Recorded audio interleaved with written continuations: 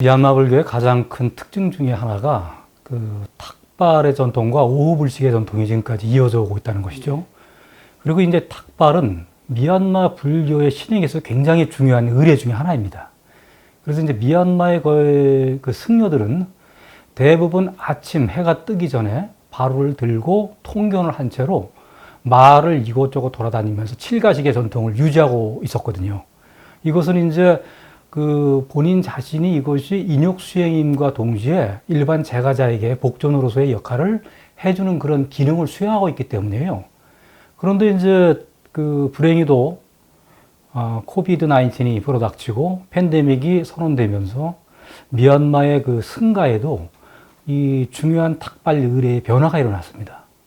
과거에는 양곤 진해 같은 경우에 그 큰 수원의 경우에는 한 행렬이 150에서 200여 명이 열을 이어서 통견을 한 채로 그 공양자의 집 앞으로 가서 탁발을 받아오는 이런 모습들을 흔하게 볼 수가 있었는데요. 지금은 그 미얀마 자체 내에서 코로나의 창궐을 염려해서 현재 5인 이상 모임이 금지되어 있습니다. 그러다 보니까 탁발 의례도 5인 이하, 즉 4명에서 5명 정도 외에는 탁발 행사에 참여하지 못하고 있습니다. 또 하나 가장 재미있는 것은 한창 창궐 초기에는 아예 수도원의 스님들이 탁발을 나오질 않았습니다. 그러다 보니까 일반 제가자들이 사실 공덕을 지을 수가 없는 일이 벌어진 거잖아요. 그러다 보니까 수도원의 문 앞에 본인들이 해온 음식과 반찬들을 두고 가면 수도원이나 사원 안에서 거주하고 있는 그 정인들이 그것을 수거해서 스님들의 공양 시간에 맞춰서 스님들께 드리곤 했죠.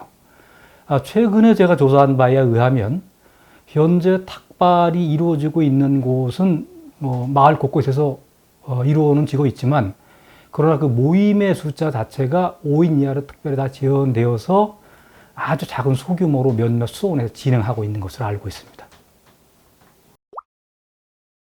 미얀마 사람들이 스님들께 탁발을 하는 가장 그 주요한 날들이 여러 날이 있는데요.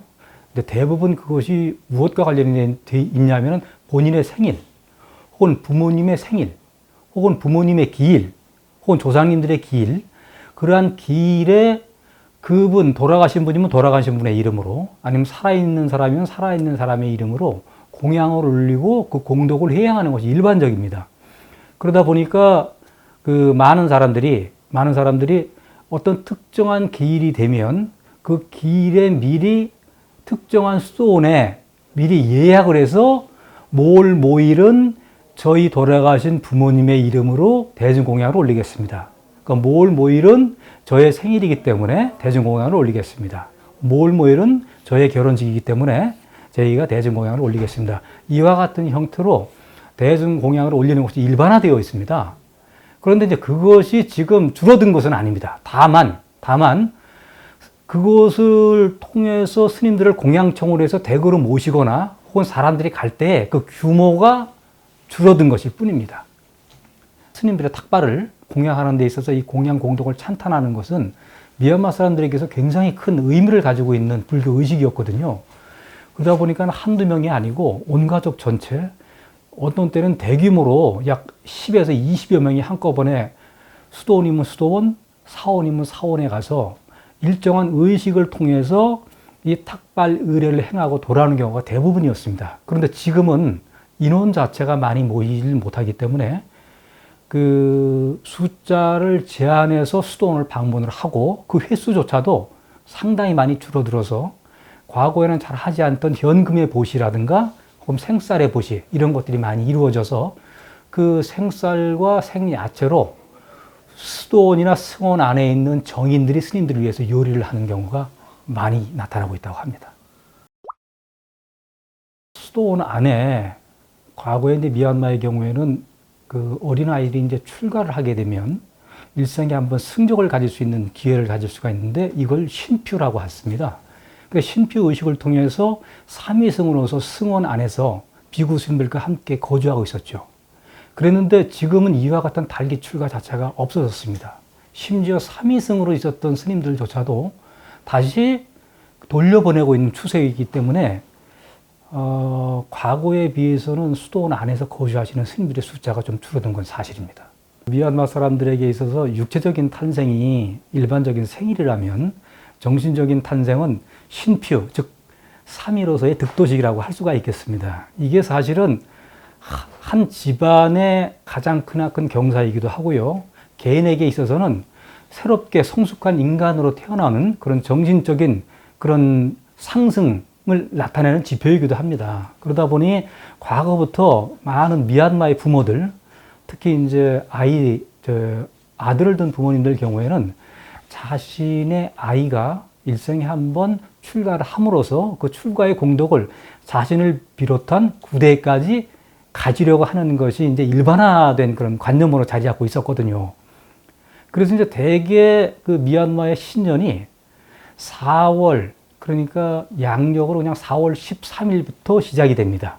이 기간 동안에 이제 짧게는 이제 3박 4일, 길게는 뭐 일주일에서 몇 개월까지 단계 출가를 하는 사람들이 많습니다. 여기는 성인들도 많이 있는데요. 주로 어린 아이들도 이 기간에 많이 출가를 하기 때문에 이와 같이 출가하는 의식을 신퓨라고 불렀습니다. 그런데 이 신퓨 의식이 2020년도 팬데믹이 선언된 이후에 미얀마 전역에서 거의 행하지 못하고 있다고 듣고 있습니다. 2021년도에도 역시 그 신퓨 의식을 거의 행하지 못했기 때문에 수도원이나 사원에는 현재 3위 스님들이 거의 없습니다.